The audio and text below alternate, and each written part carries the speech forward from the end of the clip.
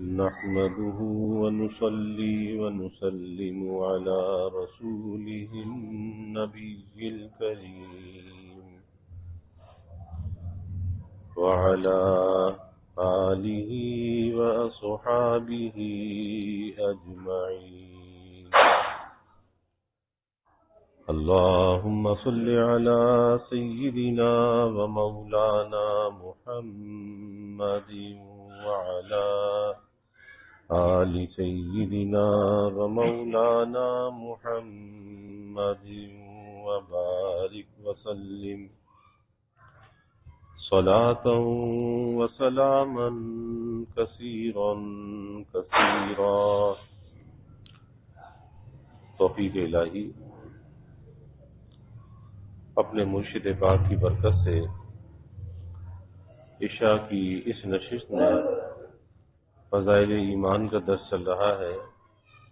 اللہ تعالیٰ اس درس کی برکت سے ہمارے ایمان کی حفاظت فرمائے اور موت تک قبر تک اللہ ہمارے ایمان کو سلامت رکھے. اولاد اور والدین کے رشتے پر گزشتہ کل بات چل رہی تھی کہ مغرب کے معاشرے کے اندر اولاد اور والدین کا جو رشتہ ہے وہ سب سے کمزور رشتہ ہے، اور اس کی ایک وجہ یہ بھی ہے کہ وہاں پر اس معاشرے میں اگر اولاد ہے تو وہ بغیر نکاح کے بھی اولاد موجود ہے، بغیر شادی کے بھی اولاد موجود ہے. اس لیے کہ آپس میں ایک تعلق قائم کر لیا، ریلیشن قائم کر لیا اور ساتھ رہتے رہے. شادی کی زحمت کون کرے، نکاح کی زحمت کون کرے، اور اس میں اولاد بھی ہوتی رہی. تو اس مغرب کے معاشرے کے اندر جو بربادی ہے کہ وہاں پر خاندان کا جو نظام ہے وہ تباہ ہو چکا ہے. خاندان کا کوئی نظام نہیں ہے. آج ایک عورت ایک مرد کے ساتھ ہے، کل وہ دوسرے مرد کے ساتھ ہے. جب چاہے وہ چھوڑ کر چلی جائے، اس پر کوئی پابندی نہیں، کوئی رکاوٹ نہیں. تو اس بربادی کے جو اثرات ہیں وہ بربادی کے اثرات ہمارے اس اسلامی اور مسلم معاشرے پر منتقل کرنا چاہتے ہیں. یہی وجہ ہے کہ ایسی این جی اوز ہمارے ملکوں میں آ کے کام کرتی ہیں جس کی فنڈنگ وہاں سے ہوتی ہے. فنڈنگ وہ کرتے ہیں. اور پھر آپ دیکھ لیں کہ ہر سال جو ہے وہ عورت مارچ ہوتا ہے. اس عورت مارچ کے نام پر کس طرح سے عورت کے تقدس کو پامال کیا جاتا ہے. اس عورت مارچ کے نام پر کتنی بے حیائی کو پھیلایا جاتا ہے. اب یہ سب چیز کیا ہے؟ یہ جو زبانیں جو چل رہی ہیں نا، یہ سوشل میڈیا پر، الیکٹرانک میڈیا پر، یہ کسی کی پیچھے فنڈنگ ہے جب یہ زبانیں چل رہی ہیں. اس کے علاوہ اور کچھ بھی نہیں ہے، کیونکہ ان کا مقصد یہی ہے کہ جس طرح انہوں نے اپنے معاشرے کو برباد کیا، وہ چاہتے ہیں کہ مسلم معاشرہ بھی ایسے برباد ہو جائے. وہ جب ہمارے معاشرے کو دیکھتے ہیں کہ ایک عورت ہے اپنے شوہر کے ساتھ وہ 40 سال 50 سال وہ گزارا کر لیتی ہے، ان کی زندگی گزر جاتی ہے، تو انہیں تو بڑی حیرت ہوتی ہے کہ ایسا کیسے ہو جاتا ہے کہ ایک عورت شوہر کے ساتھ ساری زندگی گزار دے. اس معاشرے میں بڑی تعجب کے ساتھ اس بات کو دیکھا جاتا ہے، کیونکہ وہاں تو یہ کیفیت ہے کہ نہ معلوم کتنی تعلقات بدل جاتے ہیں، پرانے نکل جاتے ہیں، نئے تعلقات میں رشتے آ جاتے ہیں. تو یہ بڑی حیرت ہوتی ہے. پھر جو خاندانی نظام ہمارے یہاں ہے کہ جب والدین بوڑھے ہونے لگتے ہیں یا وہ دادا دادی نانا نانی بن جاتے ہیں تو پھر ان کا عزت اور احترام اور بڑھ جاتا ہے. پھر ان کی خدمت اور بڑھ جاتی ہے. پھر انہیں جو ہے ہاتھوں ہاتھ لیا جاتا ہے، ان کی ہر کام کو سب سے پہلے کیا جاتا ہے، کیونکہ دادا دادی نانا نانی یہ سارا ایک. اور اس معاشرے کے اندر یہ ہے کہ بیچاری جو بوڑھی عورت ہے، دادی کی عمر نانی کی عمر کی ہے، لیکن اس کو کوئی پوچھنے والا نہیں ہے. چلنے میں یہ کیفیت ہے کہ بیچاری واکر لے کے چلتی ہے، واکر میں ایک باسکٹ لگی ہوئی ہے، اور بازار سے جا کے سبزی اور پھل وہ خود ہی لے آتی ہے. اس واکر کے سہارے چل بھی رہی ہے، اس میں ایک باسکٹ بھی ہے، اس باسکٹ میں سودا ڈالا اور اپنے گھر لے آئی. دیکھ کر دکھ ہوتا ہے کہ ہمارے معاشرے میں دادا دادی نانا نانی کی کتنی عزت ہوتی ہے، کتنا بچوں کا گھیرا ہر وقت آس پاس رہتا ہے، کتنی خوشیاں ملتی ہیں. یعنی انسان کو ایک فطری چیز ہے کہ ایک خوشی ملتی ہے، اور جب انسان کو خوشی ملتی ہے اس کے اچھے اثرات اس کی صحت پر بھی پڑتے ہیں، معاشرے پر بھی پڑتے ہیں. تو آج اس مغرب کا وہ جو سمیت زدہ معاشرہ ہے اس کے اثرات ہماری طرف بھی منتقل ہونے لگے. اس لیے ہمیں اپنے اسلامی تشخص کو قائم رکھنا چاہیے. ہمارا اپنا ایک کلچر ہے، اور دنیا کے اندر اگر کوئی متمدن قوم ہے، تمدن اور تہذیب کا اگر کوئی قوم دعویٰ کر سکتی ہے، وہ صرف ہمارا دین ہے، ہمارا مذہب ہے. ہم دعویٰ کر سکتے ہیں ہمارے پاس تہذیب ہے، ہمارے پاس تمدن ہے، کیونکہ ہمارے پاس زندگی گزارنے کے رہنما اصول موجود ہیں، اور ہماری زندگی کا کوئی حصہ، کوئی گوشہ ایسا نہیں ہے کہ جہاں پر ہمارا دین، ہماری شریعت ہماری رہنمائی نہ کرتی ہو. کوئی زندگی کا ایسا حصہ نہیں ہے کہ جہاں پر ہماری رہنمائی نہ کی گئی ہو. کفار تھے نا، صحابہ کو تانا دیتے تھے، کہتے تھے ارے تمہارے نبی تمہیں تو استنجا کرنا بھی سکھاتے ہیں. تو صحابہ اس کا برا نہیں مانتے تھے، صحابہ اس سے شرماتے نہیں تھے. صحابہ کہتے تھے کہ ہاں ہمیں تو طہارت کا بھی معلوم نہیں تھا، ہمیں نہیں پتا تھا کہ طہارت کیسے لی جاتی ہے، پاکی کیسے حاصل کی جاتی ہے. ہمارے نبی صلی اللہ علیہ وسلم نے سکھایا کہ طہارت اور پاکیزگی اس طرح سے لینی چاہیے. تو کفار تو تانا دیتے تھے. یعنی زندگی کا کوئی حصہ، کوئی گوشہ ایسا نہیں ہے کہ جہاں پر ہمیں رہنمائی نہ ملتی ہو. یعنی کوئی حصہ تشنا نہیں چھوڑا شریعت نے، ہمارے دین نے. اور آج ہمارے پاس جو ہماری میراث ہے کہ ہمارے نبی صلی اللہ علیہ وسلم کی زندگی کھلی کتاب کی طرح ہمارے سامنے موجود ہے، بس کوئی عمل کرنے والا ہو. آج کسی نصرانی سے آپ پوچھیے، کسی یہودی سے پوچھیے، اس سے ذرا پوچھے بھائی ذرا موسیٰ علیہ السلام کی زندگی تو بتائیے کیسی تھی. آج وہ یہودی موسیٰ علیہ السلام کی زندگی نہیں بتا سکتا. کسی نصرانی سے پوچھیں کہ بھائی عیسیٰ علیہ السلام کی زندگی تو بتائیے کیسی تھی، آج ان کے پاس وہ چیز موجود نہیں ہے. تو کلچر رکھنے والی، تہذیب اور تمدن رکھنے والی اگر کوئی قوم ہے اس زمین پر تو مسلم قوم ہے. اور جب ہم تہذیب اور کلچر ہمارے پاس موجود ہے تو پھر ہم غیروں کے طریقوں کو کیوں اپنائیں، غیروں کے طریقوں کو کیوں اچھی نگاہ سے ہم دیکھیں. آج ہم ان کی تعریفیں کرنے لگتے ہیں. حکیم الامت مجدد تھانوی رحمۃ اللہ علیہ ایک مرتبہ حیدرآباد دکن گئے. اس زمانے کے اندر ہندوستان کی ریاستوں میں حیدرآباد دکن کی جو ریاست تھی بڑی مالدار ریاست تھی، کہ جن کی اپنی کرنسی تھی، اور کرنسی بنانے کی جو فیکٹری ٹکسال ہوتی ہے، فاؤنڈری جو ہوتی ہے جہاں پہ سکہ ڈھلتا ہے، وہ بھی ان کی اپنی تھی، وہیں سکہ ڈھلتا بھی تھا. تو حضرت کے جو میزبان تھے انہوں نے کہا جی ہم آپ کو یہ جو فاؤنڈری ہے نا ٹکسال، اس کا معائنہ کرانا چاہتے ہیں.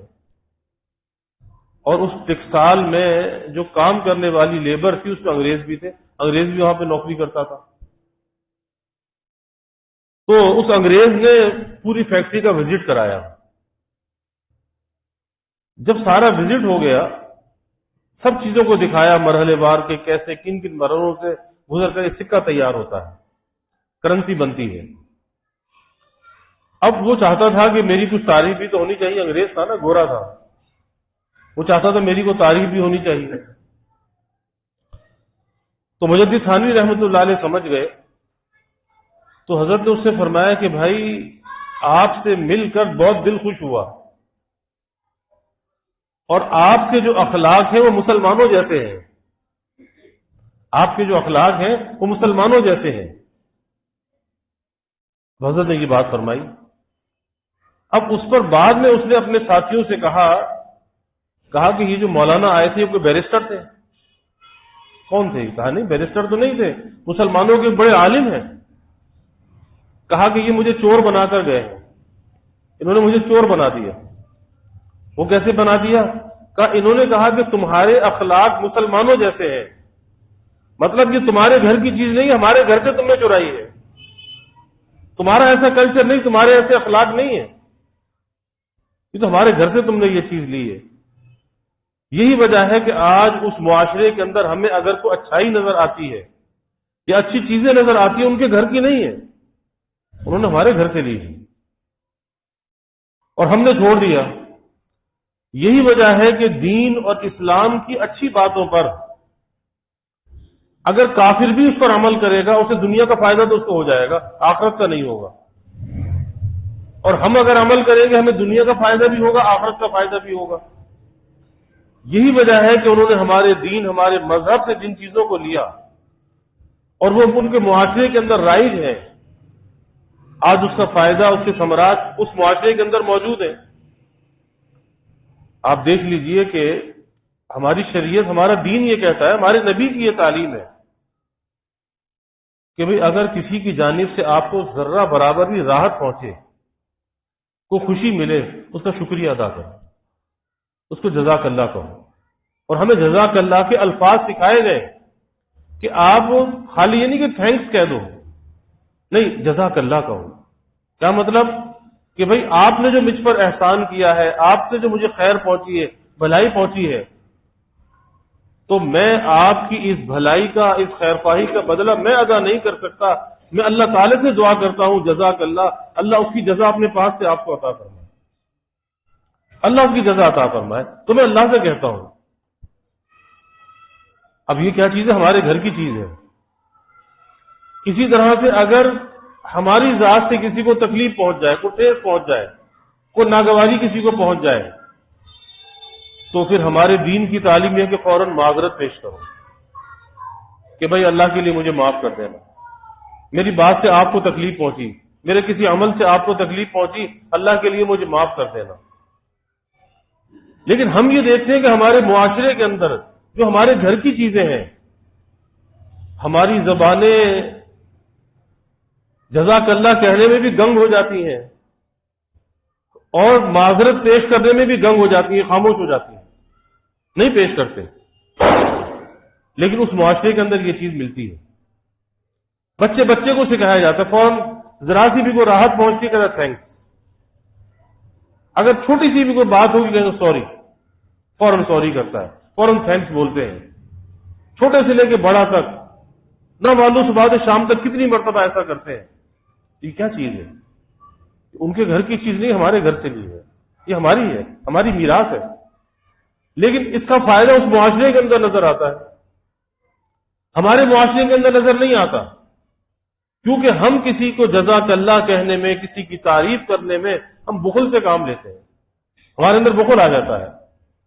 حالانکہ بھئی کسی کی تعریف کرنا، اسے بخل نہیں چاہیے، فوراً کہنا چاہیے کہ بیوی سے اگر راحت پہنچ رہی ہے، فوراً بیوی کا شکریہ ادا کرنا چاہیے، اس کو جزاک اللہ کہنا چاہیے، اس کے کام کی تعریف کرنی چاہیے تاکہ اس کا حوصلہ بلند ہو، اس کی ہمت بڑھے۔ نہیں، یہاں ہم بخل کا شکار ہو جاتے ہیں، یا تعریف نہیں کرتے، بخل کرتے ہیں۔ یہی وجہ ہے کہ پھر دل آپس کے اندر نہیں جڑتے، دلوں کے اندر دوریاں موجود ہوتی ہیں، حجابات ہوتے ہیں، آپس میں ایک ساتھ رہتے ہیں، ایک گھر میں رہتے ہیں، ایک کمرے میں رہتے ہیں، ایک بستر پہ سوتے ہیں، لیکن طبیعتیں کھلی بھی نہیں ہوتی، حجاب ہے، بیوی کی طبیعت میں بھی حجاب، شوہر کی طبیعت میں بھی حجاب۔ وہ ڈاکٹر عبداللہ صاحب عارفی نور اللہ مرقدہ نے واقعہ بیان کیا، میں نے پہلے بھی کئی مرتبہ سنایا کہ حضرت کے ایک مرید سے انہوں نے دعوت کی، کراچی کا واقعہ ہے۔ تو جب حضرت کھانے سے فارغ ہوئے تو پردے کے پیچھے ان جو میزبان تھے، ان کی اہلیہ، وہ بھی حضرت سے بیٹھ تھی، تو پردے کے پیچھے سے کھڑی تھی، انہوں نے سلام کیا تو حضرت نے جواب دیا اور حضرت نے ان کے کھانے کی تعریف کی کہ بھئی جزاک اللہ، ماشاء اللہ، آپ نے بہت اچھا کھانا بنایا، میں نے بہت رغبت سے کھانا کھایا، مجھے بہت پسند آیا، وغیرہ وغیرہ۔ اب اتنی بات کرنی تھی کہ اندر سے رونے کی آواز آنے لگی، اندر سے رونے کی سسکیوں کی آواز آنے لگی۔ تو حضرت نے فرمایا کہ بھئی کیا بات، میں نے تو آپ کے کھانے کی تعریف کی ہے اور اس میں رونے کی کون سی بات ہے؟ آپ کی رونے کی آواز آ رہی ہے، تو کیا وجہ آپ کو رونا آیا؟ تو وہ خاتون اندر سے یہ کہتی ہے، اپنے شوہر کی طرف اشارہ کر کے کہا کہ ان کے ساتھ مجھے رہتے ہوئے 30 برس ہو گئے، 30 برس، لمبا وقت ہوتا ہے، تھوڑا وقت نہیں ہوتا، 30 برس، لیکن آج تک کبھی انہوں نے میرے کھانے کی تعریف نہیں، کبھی میرے کھانے کی تعریف نہیں۔ آج جب آپ نے کھانے کی تعریف کی، میرا دل اندر سے بھر آیا۔ اب یہ کیا ہے کہ تعریف کے معاملے کے اندر بخل ہے، اور یہ بخل طبیعتوں میں نہیں ہونا چاہیے۔ اسی طرح سے ایک گھر کے اندر رہتے ہوئے کچھ ناگواریاں پیش آ جاتی ہیں، کبھی بیوی کی طرف سے پیش آ جاتی ہے، کبھی شوہر کی طرف سے، کبھی اولاد کی طرف سے آ جاتی ہے، لیکن فوراً معذرت پیش کرنی چاہیے۔ لیکن یہاں بھی ہم بخل سے کام لیتے، معذرت پیش نہیں کرتے، اور جب وہ معذرت پیش نہیں کرتے، نتیجہ کیا ہوتا ہے؟ نتیجہ یہ ہوتا ہے کہ حجاب بڑھتا ہے، دوریاں بڑھتی ہیں، طبیعت کھلتی نہیں ہے، آپس کے اندر کھلی کھلی طبیعت نہیں ہوتی، طبیعت کے اندر حجاب ہوتا ہے، ایک دوسرے سے کھل کے بات نہیں کرتے، اپنی باتوں کو شیئر نہیں کرتے، طبیعت میں گھٹن ہے، حجاب ہے۔ نہ شوہر بیوی سے کھل کے بولتا، نہ بیوی شوہر سے کھل کے بولتی۔ اور اگر معذرت کر لی جائے،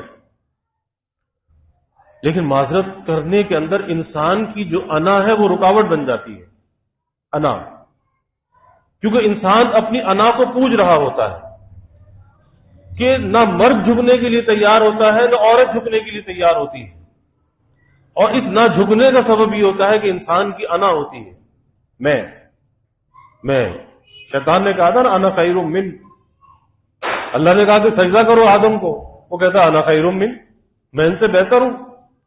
تو یہ انا ہمارے اندر بھی ہوتی ہے، اس انا کی وجہ سے ہماری زبان گنگ ہو جاتی ہے، معذرت پیش نہیں کرتے۔ اور تصور ذہن کے اندر کیا ہوتا ہے؟ تصور ذہن کے اندر یہ ہوتا ہے کہ اگر ہم نے معافی مانگ لی، ہم نے اپنی معذرت پیش کر دی، تو ہم تو چھوٹے ہو جائیں گے، ہم تو نظروں سے گر جائیں گے۔ اور یہ جہالت کی بات ہے کہ معذرت پیش کرنے والا، معافی مانگنے والا کبھی چھوٹا نہیں ہوتا، بلکہ وہ بڑا ہوتا ہے۔ یہ بڑے پن کی بات ہے کہ انسان معافی مانگ لیتا ہے، یہ بڑے پن کی بات ہے کہ انسان اپنی معذرت کو پیش کر دیتا ہے، یہ بڑے پن کی بات ہے، اس میں کوئی چھوٹا نہیں ہوتا، انسان کی کوئی ناک نہیں کٹ جاتی، کیونکہ رشتوں کو بچانا چاہیے، رشتوں کا تقدس بڑا ہے، رشتوں کا احترام بڑا ہے۔ اور رشتوں میں خرابی جب آتی ہے کہ جب آدمی کی انا رشتوں سے بڑھ جاتی ہے، رشتے چھوٹے ہو جاتے ہیں، انا بڑھ جاتی ہے، پھر رشتوں کے اندر خرابی آنے لگتی ہے۔ اس لیے آدمی اپنے کو چھوٹا رکھے، عاجزی اختیار کرے، انکساری اختیار کرے، اپنی انا کو تو قربان کر دے لیکن رشتوں کو قربان نہ کرے، اس انا کو تو ذبح کر دے لیکن رشتوں کو ذبح نہ کرے۔ آج اس انا کے لیے ہم رشتوں کو ذبح کر دیتے ہیں، رشتوں کو پامال کر دیتے ہیں، حقوق کو پامال کر دیتے ہیں۔ اس لیے تصور کیا ہے کہ یہ ہم چھوٹے ہو جائیں گے۔ ارے بھائی، اس معافی کے اندر جو پہل کرنے والا ہے، معافی میں پہل کرنے والا، یہ اللہ کی نظر میں معزز اور محترم ہو جاتا ہے، اللہ اسے احترام کی نظر سے دیکھتا ہے، اور اللہ اس سے عزت اور احترام کو بڑھا دیتا ہے۔ کیوں؟ کہ اس نے معافی مانگ کر اپنے آپ کو چھوٹا کر لیا، اور جو اپنے کو چھوٹا کر لے، جو اپنے کو چھوٹا سمجھے، پھر اللہ کے حبیب صلی اللہ علیہ وسلم نے فرمایا من تواضع للہ رفعہ اللہ، کہ جو اللہ کے لیے اپنے کو مٹاتا ہے، چھوٹا کر دیتا ہے، اللہ اسے رفعت اور بلندی عطا کرتا ہے۔ تو وہ رفعت، وہ بلندی، وہ عزت اور احترام یا وہ مقام، وہ انسان کے چاہنے سے حاصل نہیں ہوتا، وہ رب کے چاہنے سے ملتا ہے۔ لیکن رب کے چاہنے سے کب ملتا ہے؟ کہ جب انسان اپنے عمل سے، اپنے کردار سے، اپنی گفتار سے، اپنے برتاؤ سے، اپنے رویوں سے اپنے کو چھوٹا ثابت کرے، میں چھوٹا ہوں، میری کوئی حقیقت نہیں ہے، میں بالکل ذرہ بے مقدار ہوں۔ بس اس فنا کے بعد اسے بقا حاصل ہوتی ہے، پھر اللہ اسے عزت اور احترام عطا کرتا ہے۔ ورنہ اس انا کے ساتھ، اس بڑائی کے ساتھ کبھی انسان اللہ کی نظر میں معزز نہیں ہوتا، بلکہ ذلیل و رسوا ہوتا ہے۔ کیونکہ حدیث میں آتا ہے، حدیث قدسی، اللہ کہتا ہے کہ یہ کبریائی تو میری چادر ہے، یعنی تکبر جو ہے یہ خاص اللہ کے لیے ہے، کسی مخلوق کے لیے نہیں ہے۔ اور جو اس کبریائی کو اللہ سے لینا چاہتا ہے، اللہ کہتا ہے میں اس کی گردن توڑ دوں گا، یعنی اسے میں ذلیل و رسوا کر دوں گا۔ تو اس تکبر کے ساتھ کبھی عزت نہیں ملا کرتی۔ آج گھر گھر کے اندر یہ فساد موجود ہے، گھر گھر کے اندر یہ خرابی موجود ہے کہ رشتوں کے اندر آپس میں محبت، الفت، بے تکلفی، دلوں کا آپس میں جڑ جانا، یہ نہیں۔ ایک گھر میں رہتے ہوئے بیٹا باپ سے دور، باپ بیٹے سے دور، شوہر بیوی سے دور، بیوی شوہر سے دور، آخر وجہ کیا ہے؟ وجہ یہی انسان کی انا ہے کہ اپنی انا کو بڑا کر لیا، رشتوں کو چھوٹا کر دیا، رشتوں کے تقدس کو پامال کر دیا۔ یہی وجہ ہے کہ وہ جو شیر و شکر والا ماحول ہونا چاہیے تھا، محبت اور الفت کا گھروں میں ماحول ہونا چاہیے تھا، آج گھروں کے اندر وہ ماحول نہیں ہے۔ آج انسان کے اندر ضبط اور برداشت نہیں ہے۔ بیوی کوئی بات کہتے شوہر کو غصہ آ جاتا ہے، شوہر غصے میں آپے سے باہر ہو جاتا ہے، اول پھول بکنے لگتا ہے، زبان سے ایسے نازیبا الفاظ نکالتا ہے جس سے دل چر جاتے ہیں۔ حضرت علی کرم اللہ وجہ فرمایا کرتے تھے، فرماتے تھے کہ تلوار کا لگا ہوا زخم بھر جاتا ہے، تلوار کا لگا ہوا زخم بھر جاتا ہے، لیکن فرمایا کہ یہ زبان کا جو لگا ہوا زخم ہے نا، یہ نہیں بھرا کرتا، اتنا خطرناک ہے۔ یہ زبان جو ہے یہ تلوار سے بھی زیادہ تیز ہے، تلوار سے زیادہ خطرناک یہ زبان کام کرتی ہے، لیکن نہیں، بس غصہ، جذباتیت، کیونکہ تربیت نہیں ہے، علماء کے پاس بیٹھنا نہیں، علماء کی صحبت نہیں، اللہ والوں کی صحبت نہیں، اپنی تزکیہ کا اہتمام نہیں، اپنے رذائل کو دور کرنے کی فکر نہیں۔ یہی وجہ ہے کہ جب انسان اندر کی صفائی نہیں کرتا تو یہ زبان کیا ہے؟ یہ زبان دل کی ترجمان ہے۔ جو زبان پر آتا ہے وہ اندر سے آتا ہے، وہ دل سے آتا ہے۔ یعنی دل میں کسی سے بغض ہے، نفرت ہے، عداوت ہے، حقارت ہے، تو زبان کیا کرتی ہے؟ یہ دل کی ترجمانی کر دیتی ہے۔ تو یہ دل کی ترجمان ہے۔ تو اس لیے سوچنا چاہیے کہ آج ہمارے رشتوں کے اندر جو خرابی ہے، آخر اس کا سبب کیا ہے؟ اس کا سبب کوئی اور نہیں ہے، اس کا سبب ہم خود ہے۔ اور اس کے اندر بھی ترتیب ایسی ہونی چاہیے کہ پہلے اپنے کو درست کریں۔ ہم کہتے ہیں سب درست ہو جائے، لیکن اپنے آپ کو نہیں، میں تو سب سے اچھا ہوں، مجھ سے بہتر تو کوئی بھی نہیں ہے۔ تو اپنا تقدس، اپنا احترام، اپنا اعتقاد، یہ تو ہے اپنے بارے میں خود کو، اور دوسروں سے بدگمانی ہے۔ جبکہ ہمیں تعلیم یہ ہے کہ بھائی اپنے نفس سے بدگمان رہو، اور اللہ کی مخلوق سے حسن ظن رکھو، نیک گمان رکھو، نیک گمان رکھو۔ حضرت عیسیٰ علیہ السلام نے اس شخص کو دیکھا کہ چوری کر رہا تھا۔ کون ہے؟ اللہ کے نبی ہیں، برگزیدہ نبی، اور آنکھوں سے دیکھا کہ چوری کر رہا ہے۔ پوچھا کہ تو چوری کر رہا تھا؟ کہتا اللہ کی قسم میں چوری نہیں کر رہا تھا، قسم کھا لی۔ تو حضرت عیسیٰ نے فرمایا کہ بھائی میرے اللہ کا نام سچا ہے، میری آنکھ نے غلط دیکھا ہوگا، لیکن میرے اللہ کا نام سچا ہے۔ بھائی یہ زبان سے قسم کھا رہا ہے، یہ سچ کہتا ہوگا۔ تو بدگمانی تو اپنے آپ سے ہونی چاہیے نا، سوء ظن اپنے آپ سے ہونا چاہیے، خلق خدا سے نہیں، بیوی سے نہیں، والدین سے نہیں، اولاد سے نہیں، بھائی سے نہیں، پڑوسی سے نہیں، اپنے آپ سے ہونا چاہیے۔ پھر اپنی درستی کی فکر کرنی چاہیے کہ میرے اندر کیا خرابی ہے۔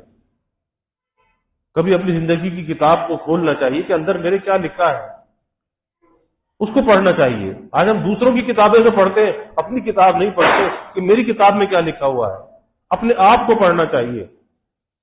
تو حدیث میں آتا ہے کہ جس نے اپنے نفس کو پہچان لیا، من عرف نفسہ فقد عرف ربہ، کہ جس نے اپنے آپ کو پہچان لیا اس نے اپنے رب کو پہچان لیا۔ تو معرفت نفس سے معرفت رب حاصل ہوتی ہے، اور معرفت رب اس وقت تک حاصل نہیں ہوتی جب تک اپنے آپ کو نہیں پہچانتا اور اپنے بارے میں دھوکے میں مبتلا ہے کہ مجھ سا نیک، مجھ سا پارسا تو کوئی بھی نہیں۔ تو اپنی پارسائی کا اعتقاد ہے اور دوسروں سے بدگمانی ہے، اور اللہ کہتا ہے فَلَا تُزَكُّوا أَنفُسَكُمْ هُوَ أَعْلَمُ بِمَنِ اتَّقَىٰ، کہ تم اپنے کو پارسا مت سمجھو، اللہ جانتا ہے کہ کون متقی ہے، کون تقوی رکھنے والا ہے، یہ تو اللہ جانتا ہے۔ لیکن ہم دنیا میں یہ فیصلے کرتے ہیں، اسی بحث و مباحثے میں پڑے رہتے ہیں۔ ارے بھائی یہ فیصلہ اللہ قیامت کے دن کرے گا، یہ دنیا تو دار العمل ہے، یہاں عمل کرو، اپنے آپ کو درست کرو، اپنی اصلاح کا اہتمام کرو، اپنے رشتوں کو بچاؤ، رشتوں کے تقدس کو قائم کرو۔ تو یہ ساری باتیں اس پر چل رہی ہیں کہ مسلم معاشرہ اور ایک مسلم سوسائٹی کس طرح کی ہونی چاہیے۔ اللہ ہمیں عمل کی توفیق عطا فرمائے۔ وآخر دعوانا الحمدللہ۔ الحمد لله رب العالمين والعاقبة للمتقين والصلاة والسلام على أشرف الأنبياء والمرسلين اللهم صل على سيدنا ومولانا محمد وعلى آل سيدنا ومولانا محمد وبارك وسلم ربنا آتنا في الدنيا حسنة وفي الآخرة حسنة وقنا عذاب النار ربنا أتمم لنا نورنا واغفر لنا إنك على كل شيء قدير اللهم أعنا على ذكرك وشكرك وحسن عبادتك اللهم إنا نستعينك على طاعتك اللهم وفقنا لما تحب وترضى من القول والعمل والفعل والنية والهدى إنك على كل شيء قدير اللهم ارزقنا حبك وحب حبيبك صلى الله عليه وسلم اللهم ارزقنا شهادة في سبيلك واجعل موتنا ببلد رسولك یا اللہ یا رحمان یا رحیم یا کریم یا کریم یا ارحم الراحمین یا اکرم الاکرمین یا اللہ ہمارے گناہوں کو معاف فرما یا اللہ ہماری خطایا سے درگزر فرما یا اللہ اپنی محبت معرفت عطا فرما اپنی رضا والی زندگی یا اللہ نصیب فرما رضا والے کاموں کی یا اللہ توفیق عطا فرما یا اللہ اپنی مرضیات پہ چلنا آسان فرما نامرضیات سے ہماری حفاظت فرما یا اللہ ہمیں رشتوں کا احترام کرنے والا بنا اے اللہ بڑوں کا اکرام کرنے والا بنا چھوٹوں پر شفقت کرنے والا بنا خلق خدا سے درگزر کرنے والا بنا یا اللہ اچھے اخلاق کا حامل بنا اچھے کردار کا حامل بنا اچھی گفتار کا یا اللہ ہمیں حامل بنا یا اللہ ہمارے دلوں سے حسد بغض کینے کو نکال دے عداوت اور نفرت کو نکال دے یا اللہ تکبر اور بڑائی کو دلوں سے نکال دے یا اللہ دلوں میں نرمی عاجزی زاری پیدا فرما اپنی رضا کے لیے یا اللہ مٹنا نصیب فرما یا اللہ صحیح سچی تواضع ہمارے اندر پیدا فرما یا اللہ خلق خدا کا اکرام کرنے والا بنا محبتیں بانٹنے والا بنا نفرتوں کو مٹانے والا بنا خلق خدا سے نرم برتاؤ کرنے والا بنا اپنے اہل خانہ سے یا اللہ حسن اخلاق رکھنے والا بنا یا اللہ حسن اخلاق سے یا اللہ ہمارے ظاہر اور باطن کو آراستہ فرما یا اللہ سب کے دلوں کے نیک ارادوں کو تمناؤں کو از غیب پورا فرما سب کی حاجات کو یا اللہ پورا فرما پریشانیوں کو دور فرما بیماریوں سے یا اللہ حفاظت فرما ہر ناگہانی بلا اور مصیبت سے یا اللہ حفاظت فرما زمینی آسمانی آفات سے یا اللہ حفاظت فرما موذی امراض سے یا اللہ حفاظت فرما یا اللہ سب کے علم میں عمل میں رزق میں خوب خیر و برکت فرما ابواب رزق یا اللہ کشادہ فرما رزق حلال عطا فرما آسان عطا فرما برکت والا عطا فرما یا اللہ رزق ظاہر بھی عطا فرما رزق باطن بھی عطا فرما یا اللہ کبھی کسی کو مخلوق کا محتاج نہ بنا یا اللہ اولاد کا محتاج نہ بنا استاق تجار کا دستے نگر نہ بنا ہمیشہ اپنے در کا سائل اور بھکاری بنا یا اللہ اپنے در کا منگتا اور سوالی بنا اپنے غیر سے ہماری امیدوں کو قطع فرما اپنی ذات عالی کا یقین ہمارے دلوں میں پیدا فرما یا اللہ ہر امید کو تیری ذات سے وابستہ کرنے والا بنا یا اللہ ایمان کی ترقی اعضاء کی سلامتی عطا فرما ہر محتاجی سے معذوری سے یا اللہ ہماری حفاظت فرما یا اللہ ہمارے ملک پر اپنی رحمتوں کا نزول فرما اس ملک کو امن کا سلامتی کا گہوارہ بنا ہر قسمی دہشت گردیوں سے فرقہ واریت سے مذہبی منافرت سے یا اللہ اس ملک کی حفاظت فرما اس ملک میں رہنے والوں کی یا اللہ حفاظت فرما یا اللہ آئندہ کل آنے والے الیکشن میں یا اللہ اس ملک کو نیک صالح قیادت عطا فرما اس ملک کے حق میں یا اللہ خیر کے فیصلے فرما خیر کو غالب فرما یا اللہ جو اس ملک کے ہمدرد ہوں خیر خواہ ہوں یا اللہ ایسے مخلص لوگوں کا انتخاب فرما، یا اللہ اس ملک میں دین کا، اسلام کا بول بالا فرما، یا اللہ جو چور، ڈاکو، لٹیرے، بد نیت، بد کردار، یا اللہ ایسے لوگوں سے اس ملک کی حفاظت فرما، اقتدار کے ایوانوں کی حفاظت فرما، ایسے لوگوں کو ناکام و نامراد فرما، ایسوں کے وجود سے یا اللہ اس ملک کو پاک فرما، یا اللہ تا قیام قیامت اس ملک کو آباد فرما، اس کی نظریاتی سرحدوں کی بھی حفاظت فرما، جغرافیائی سرحدوں کی بھی حفاظت فرما، یا اللہ مہنگائی کے، گرانی کے عذاب سے نجات عطا فرما، سب کے گزر بسر کو یا اللہ آسان فرما، سب کے سفید پوشی کے بھرم کو قائم فرما، کسی کو مخلوق کے آگے رسوا نہ فرما، مخلوق کے آگے سوال کی ذلت سے بچا، عزت آبرو والی زندگی عطا فرما، ستاری والی زندگی یا اللہ عطا فرما، یا اللہ سب کے گھروں میں خوشیاں عطا فرما، راحتیں، برکتیں عطا فرما، نعمتوں کی فراوانی عطا فرما، ہر قلت سے، دقت سے، ابتلا سے، آزمائش سے یا اللہ حفاظت فرما، یا اللہ ہم کمزور ہیں، ضعیف ہیں، کسی امتحان اور آزمائش کے قابل نہیں، ہر قسم کے ابتلا سے، آزمائش سے تیری پناہ چاہتے ہیں، اے اللہ تو ہمیں اپنی حفاظت میں لے لے، ہر قسم کے شرور اور فتن سے یا اللہ ہماری حفاظت فرما، ہر خیر، ہر بھلائی یا اللہ عطا فرما، یا اللہ ہماری اس مسجد کی توسیع و تعمیر کے مرحلے کو آسان فرما، دار القرآن کا قیام آسان فرما، یا اللہ اس کی ہر ضرورت کو از غیب پورا فرما، یا اللہ جو جگہ خریدی گئی اس کی ادائیگی کا غیب سے انتظام فرما، یا اللہ اپنے مخلص بندوں کے قلوب کو متوجہ فرما، یا اللہ اس کے مغربی سمت کے مکانات کا اصول بھی آسان فرما، یا اللہ جو بھی اس کے معاونین ہیں، خادمین ہیں، جس نوع سے بھی تعاون کرنے والے، خدمت کرنے والے، یا اللہ انہیں دنیا آخرت میں اس کا صلہ عطا فرما، دارین کی یا اللہ بھلائیاں عطا فرما، یا اللہ فلسطین کے مظلوم مسلمانوں کی مدد فرما، اے اللہ ان کی دستگیری فرما، ان کی حفاظت بھی فرما، کفالت بھی فرما، ضروریات زندگی کی رسائی ان تک آسان فرما، ان ظالم اور غاصب یہود کے ظلم سے نجات عطا فرما، اے اللہ ان ظالم یہود کو تباہ و برباد فرما، یا اللہ بے نام و نشان فرما، نشان عبرت بنا، اے اللہ انہیں کیفر کردار تک پہنچا، یا اللہ ان کے ناپاک وجود سے ارض مقدس کو پاک فرما، یا اللہ جو ہم نے مانگا وہ بھی عطا فرما، جو نہ مانگ سکے وہ بھی عطا فرما، ہمیشہ اپنے سے مانگنے والا بنا، ہمیشہ ہماری دعاؤں کو قبول فرما، اپنی بارگاہ میں مستجاب الدعوات بنا، ربنا تقبل منا انك انت السميع العليم وتب علينا انك انت التواب الرحيم۔